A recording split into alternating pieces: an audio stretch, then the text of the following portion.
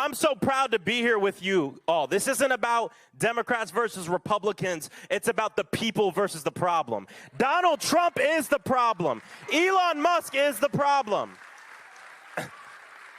And if you're here and you voted for Trump in the past, my message is simple. I'm sorry you were lied to, but welcome to the team. Welcome to the team. That was Florida Democratic Congressman Maxwell Frost speaking to voters in North Carolina's 9th District. Now, Frost does not represent those folks at that town hall. The guy that actually got voted into that district is that man you see right there, Republican Congressman Richard Hudson. He is the one who told Republicans across the country to stop holding in-person town halls after they all started getting tough questions. So Congressman Frost, along with Senator Chris Murphy of Connecticut, showed up instead, along with nearly 800 constituents, and listened to questions from folks in Congressman Hudson's district.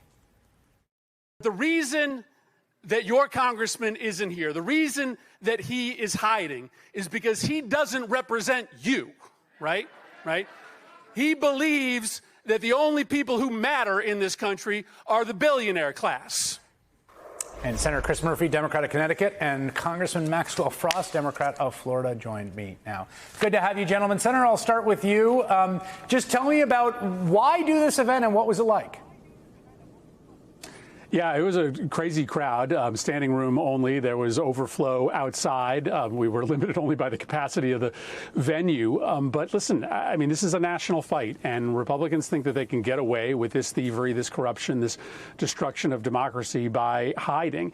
We have some really important votes coming before the Senate and the House this summer.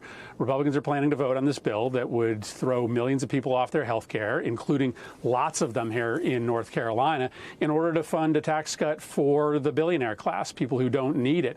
And Republicans are kind of hoping that in their backyard, their constituents won't hear about the truth because they're refusing to hold town halls. So Maxwell and I are committed this spring and this summer to be all over the country and hold town halls where Republicans won't. We only need to convince 3 or 4 Republicans in the House and the Senate to vote no against these cuts to save a lot of lives. Maybe we can find one here in North Carolina or one tomorrow in Missouri. That's our job, to bring this fight all across the country. Congressman, I liked what you said there about, if you voted for Trump, sorry you're lied to, welcome to the team, because it seems to me that, we're seeing erosion in his numbers, and for the public to turn against him at the scale that would be necessary to stop the harm that is being engineered, you're going to need folks that voted for Trump. Exactly. This movement, and to win, we're going to have to be about addition, not subtraction. So it's not about telling people I told you so. It's not about shaming people for making a decision we disagree with, but it's about saying, I'm sorry you were lied to. This is why you've been lied to. This is what Trump is doing, taking away health care, taking away the things that working families have earned in order to give billionaires and mega corporations a tax cut. And then we can't stop there because it's not just about defending, but then it's about showing them our vision of the world. And the great thing about these town halls is it's not just Democrats here. We have Republicans, Democrats. We have people who haven't voted before, all types of people who are upset with what's going on right now. And I'm sure you've seen this recent Fox News poll that shows that Donald Trump is completely underwater with his approvals, but also people do not trust him on the economy, on tariffs. People don't trust him on immigration. And so we have to continue to bring this message across the country. But I think it's imperative that when we say it with open arms. That's the whole point of this. We want to bring people into the coalition and not push them out. Senator, we started talking at the top of the show about the polling that Congressman Frost was just talking about. And you just made a point that I think is really important, which is all the stuff, that Trump is doing essentially unilaterally, often I think unlawfully and unconstitutionally. There's this weird kind of like tacit arrangement with Republicans in Congress who kind of like what he's doing but never have to vote for it. So it's like no one ever has to vote to defund a 30-year health study of postmenopausal women. No one has to vote to, do all this stuff, which they like because they're not popular votes. But that era is ending because they are now going to have to vote. And even if he's a lame duck or Trump's a sort of sui generis figure, do you think the polling in politics matters for your colleagues who are going to have to do the voting? Yes, of course it does.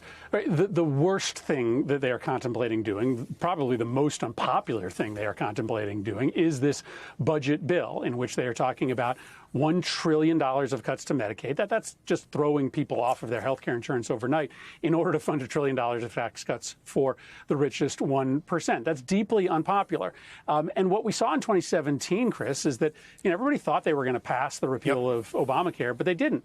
They didn't because they had really slim margins in the House and the Senate, just as slim as they have now. We were able to throw enough sand in the gears, mobilize people nationally, just enough so that we defeated that measure. But the stink of that effort to repeal Obamacare still stuck with people. That was why they lost the midterms. And so politically, I mean, we should root for them not to get away with this because, if we stop the Medicaid cuts, it'll help a lot of people. But it's not as if the voters will excuse them for trying to do it, even if they don't get away with it. So, yes, we are here in North Carolina because there are a couple swing votes here in the Senate and in the House that might save a whole bunch of lives if they do the right thing when this bill to cut Medicaid and fund tax cuts for billionaires comes before the House and the Senate. Yeah, Tom Tillis, your colleague in the Senate, is in cycle, meaning he's up for re-election in 2026. That is a state that Democrats just won statewide offices in this last election, even as Trump was being elected. And Congressman Frost, those margins are very slim in the House. Up until now, it seems that the sort of combination of Trump, Musk, and their kind of discipline approach, Musk is going to come in and primary you, drop $20 million on your head if you cross him, all that has kept them in line so far. And I wonder whether you think any of that starts to erode or they're still pretty tightly together.